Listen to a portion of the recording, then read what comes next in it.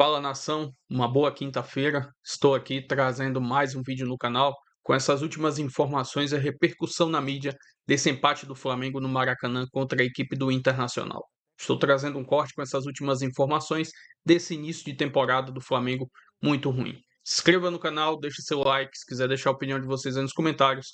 E vamos com o vídeo. Não foi um Flamengo que massacrou o Inter, nada disso. Não, muito longe Muito disso. longe disso. O Inter soube ler muito bem o que esperar desse Flamengo e, principalmente, executar a estratégia. O Pesolano dá muitos sinais positivos. Ontem ninguém massacrou ninguém, foi um jogo bem equilibrado.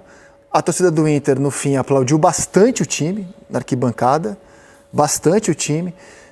Talvez fosse um outro momento do clube, não tivesse o baixo astral do ano passado, o Inter lamentasse o empate, porque a vitória estava na mão até o Bernabéu dar de presente aquele pênalti. O Flamengo Mas diante do cenário do Inter e do histórico recente contra o Flamengo, celebraram o empate no Maracanã. Aliás, no ano passado também empataram com o Flamengo, na primeira rodada, né? 1-1, também empataram. Diga, Lédio. Eu acho que Olha lá a torcida comemorando. Você pegou um ponto aí, o pênalti foi completamente intempestivo, tolo do Bernabéu, e o Flamengo tinha pressão, mas ele não criava muita chance. Então o jogo tinha cara de vitória do Internacional.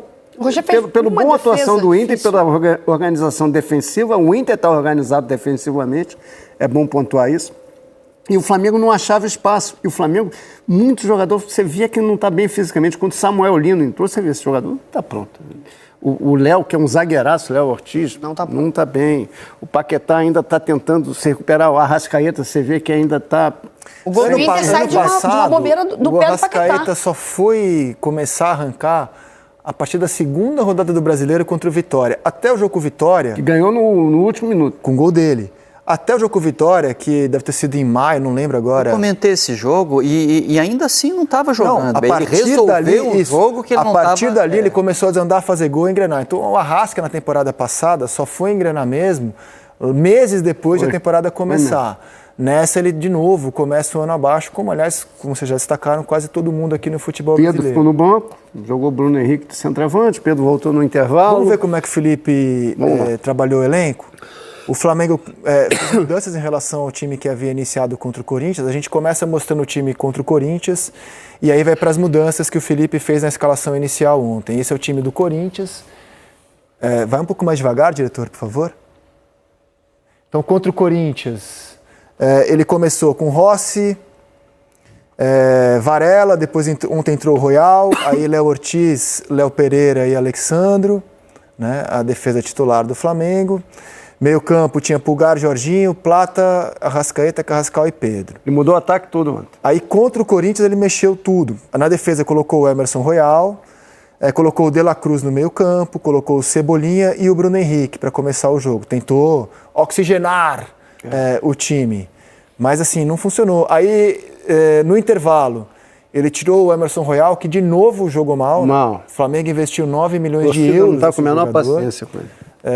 Cara, eu acho que foi uma contratação equivocada, também sempre achei. E teve espaço ontem. Teve espaço para jogar pelo aquele corredor lateral direito. Entrou o Varela, depois ele tirou o Bruno Henrique, se a gente puder rodar. Tirou o Bruno Henrique, entrou o Pedro.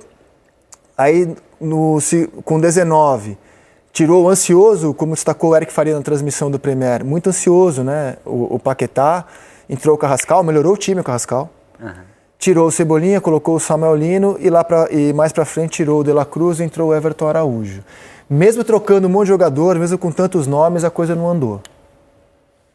Existe uma discussão em torno do Flamengo sobre o que vale a pena fazer agora, e a gente está falando do Felipe Luiz. Se vale a pena investir nos jogadores que estão em melhor condição física, né, em detrimento das ideias dele, para que ele possa conquistar pontos e dar tranquilidade, né, e facilitar o ambiente, ou se ele deve colocar em campo as ideias dele, trabalhar as ideias dele e esperar que os jogadores cresçam dentro da temporada.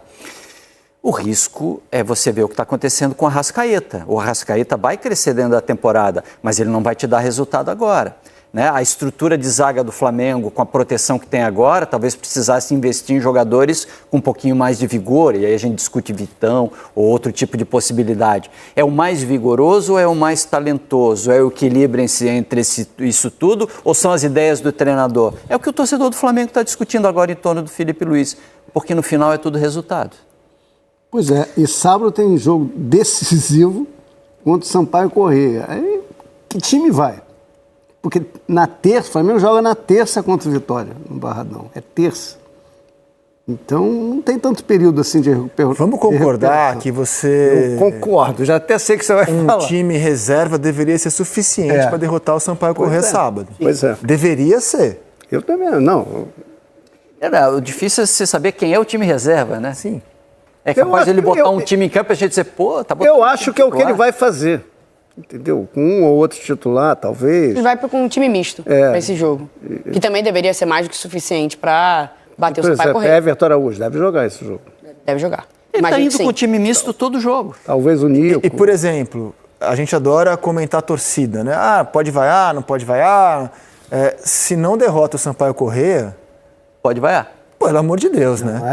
Tá certíssimo em cobrar o time, o clube, se não derrotar o Sampaio Corrêa. Cobrar não quer dizer mandar embora o Felipe Luiz, dizer que o elenco não presta. Cobrar, gente, demonstrar a sua insatisfação. Eu acho que é normal se não derrotar o Sampaio Corrêa sábado. Quando eu vejo jogo de futebol, eu vou decupando os lances, vou anotando algumas coisas, mas eu anoto sensações, eu não anoto assim, né? O que são sensações? Assim? Sensações, você vai ver o que é.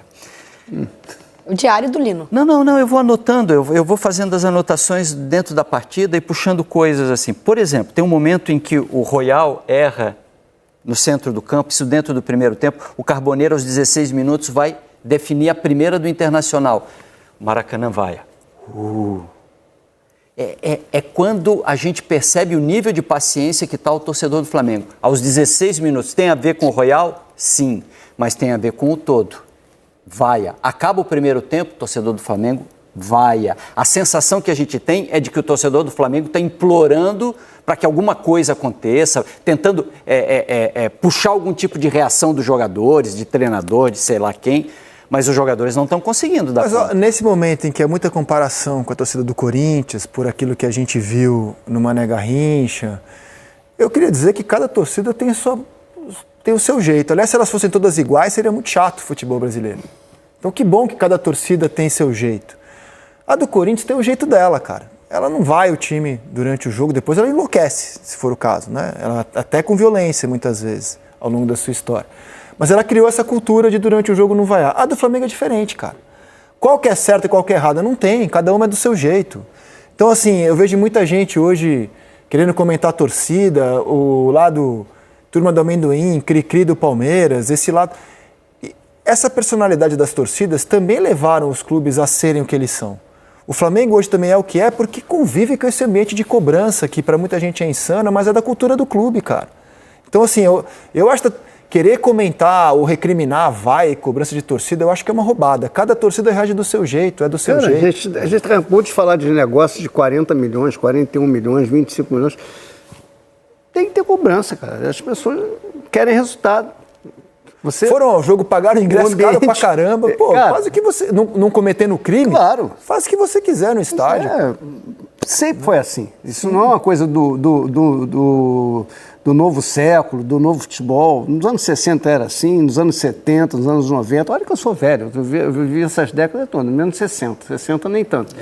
Mas 70 sim, e era assim. 80 era assim, 90 era assim. Enfim, primeira década do século XX. Cara, sempre foi assim. E que bom que é assim. Sempre foi assim. E hoje é até menos. Antigamente tinha batalha campal, o torcedor entrava em campo. Paquetá. A torcida fez um mosaico bonito para a volta dele ao Maracanã, né? Primeiro jogo na casa do Flamengo mesmo, embora o Flamengo seja um time de torcida nacional, o Maracanã vai ser sempre a casa do Flamengo. A torcida fez um mosaico para ele. Eu acho que merece, porque está claro o esforço que ele fez, o que ele abriu mão para jogar no Flamengo. E como destacou o Eric na transmissão ontem, está muito ansioso, né? Está com uma vontade gigante de acertar, está muito ansioso. E eu concordo com o diagnóstico do nosso comentarista, vai demorar um tempinho.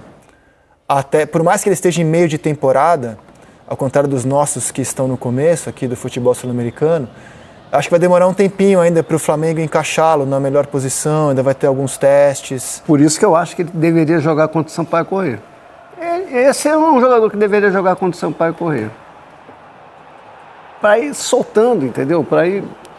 baixando a adrenalina, se sentindo mais à vontade, de repente fazendo logo um gol e dando uma sossegada, conseguindo uma atuação mais tranquila. Foi do pé dele que saiu esse erro. Foi, ele que gerou o gol do foi. Internacional. Foi.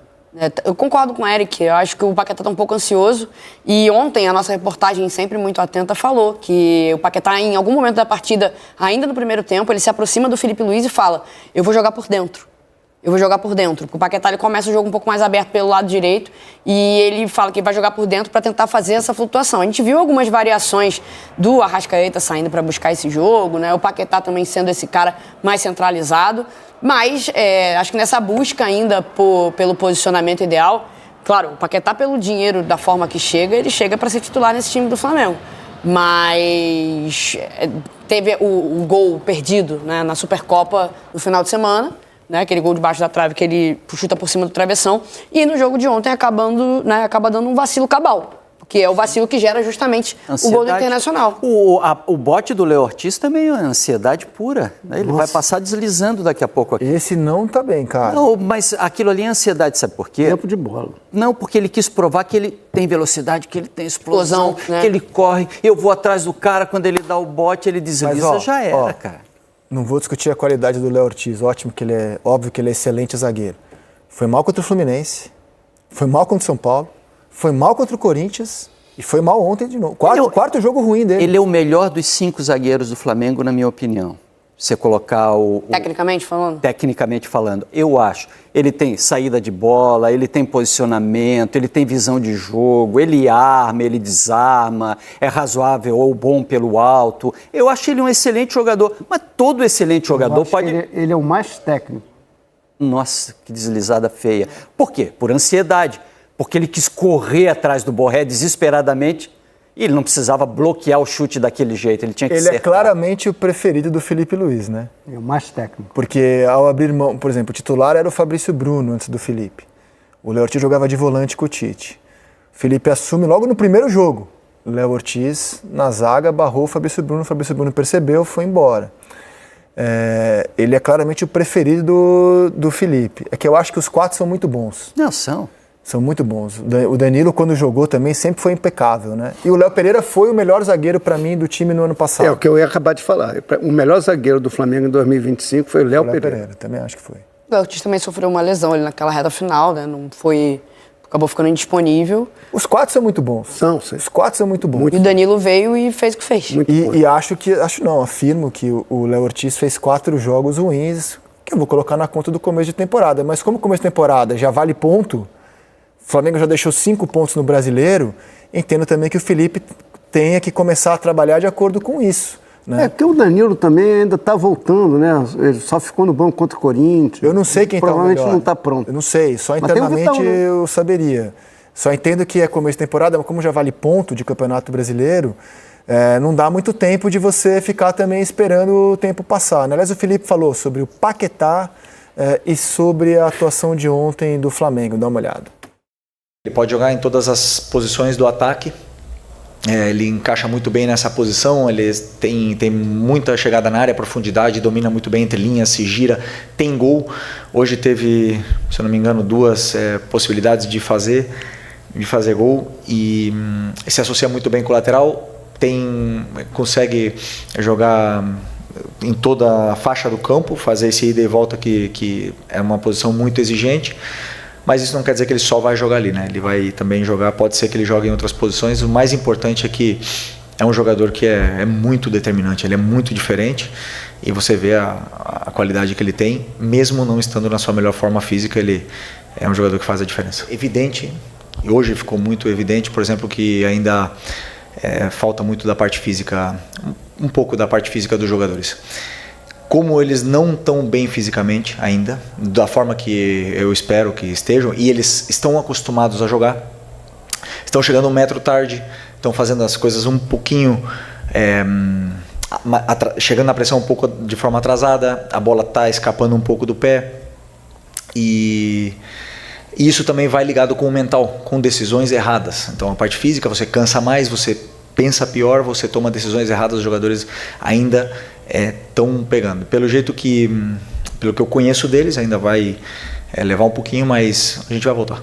Eu não tenho dúvida que estamos no caminho, os jogadores já estão melhorando essa parte física com os jogos e vamos voltar, vamos melhorar. E nesses aspectos vão ser corrigidos, e tenho certeza que as pressões encaixarão, a linha subirá junto, tudo estará num timing melhor, porque quando um vai sem o companheiro conseguir ir, aí sim realmente, hoje eu vi meu time muito exposto, ao ponto de dizer que até tivemos mais perto da derrota do que da vitória.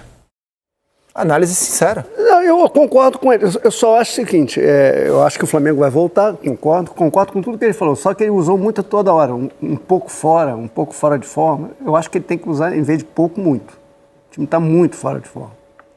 O único senão que eu faço, ele está tentando não minimizar, está tentando minimizar. Ele reconhece a questão física, mas eu acho que é muito. E levando muito gol, né? Levando muito gol. Abaixo. Levou 2 do Fluminense, levou 2 do São Paulo de virada, mas tudo 2 do Corinthians, além da qualidade do adversário. 1 do Inter. Tem adversário, não joga sozinho. A parte física impacta, cara. Impacta. Que deveria impactar para todo mundo, né? O Corinthians terminou a temporada no dia 21 de dezembro, o Flamengo 17. Muito mais do que o Flamengo. Sim, então por isso eu estou dizendo, cara. É um começo de temporada que já tem título em disputa e já tem ponto importante de brasileiro, cara. O Inter botou time reserva no fim de semana, entendeu? Na estreia do brasileiro também, colocou time misto. Tá todo mundo lidando com falta de ritmo, não é só o Flamengo, né? Todo mundo tá lidando. E não é o Felipe que vai falar publicamente que em algumas situações a questão não é física. Um erro de passe num lance claro que dá contra-ataque para o adversário não é uma questão física. Mas você não acha que a parte física acaba arrebentando na parte técnica também? Também, mas ela descompensa a partir do erro técnico, né? Quando o espaço aparece e o time está saindo em transição, você erra um passe no meio do caminho. Isso tem a ver com entrosamento e o Paquetá está vivendo esse problema. A movimentação correta, o achar o companheiro, entender a característica. Qual posição ele vai jogar? Não tocar no espaço para o Arrascaeta, ou saber tocar no corpo, aonde jogar, tal. Isso tudo vai adquirir dentro da temporada. Mas são erros técnicos. Perder gol embaixo da trave é um erro técnico. Tem várias questões técnicas que a temporada vai trazer também. Mas ele não vai expor ninguém, né? Estou trazendo aqui agora mais algumas informações desse próximo jogo do Mengão contra a equipe do Sampaio Corrêa neste sábado às 9 horas, com transmissão dos canais Premier e também do Sport TV. Estou trazendo a classificação aqui do Campeonato Carioca. O Flamengo é o 5º colocado, 5 jogos, somou apenas 4 pontos na competição. Precisa vencer a equipe do Sampaio Corrêa e aguardar alguns resultados, mas com uma boa vitória, há grande chance de ir para as fases finais da competição. Estou trazendo aqui na imagem um recorte dos últimos 5 jogos da equipe do Sampaio Corrêa no Campeonato Carioca. São 2 vitórias do Sampaio Corrêa, 2 derrotas e 1 empate, que foi no último jogo do Campeonato Carioca contra a equipe do Boa Vista. Neste momento na competição, que eles estão no Grupo A, eles estão na 5ª colocação, mas com chances de, se vencerem o Flamengo, classificar para a próxima fase do Campeonato Carioca. Estou trazendo aqui agora um recorte dos últimos 2 jogos entre Flamengo e a equipe do Sampaio Corrêa. Aconteceu na temporada passada o último jogo, onde o Flamengo venceu por 2-0. E na temporada de 2024, o Flamengo também venceu a equipe do Sampaio Corrêa jogando fora de casa pelo placar de 2-0. Enfim, o Flamengo precisa muito dessa vitória para, quem sabe, caminhar para a próxima fase da competição e esquecer de vez esse quadrangular da morte do Campeonato Carioca. Além disso, espantar essa má fase, onde vem de 4 jogos sem saber o que é uma vitória, e aí tá os jogos do Brasileirão, a Supercopa também. Inscreva no canal, deixa seu like, se quiser deixar a opinião de vocês aí nos comentários, e até o próximo vídeo. Valeu, nação!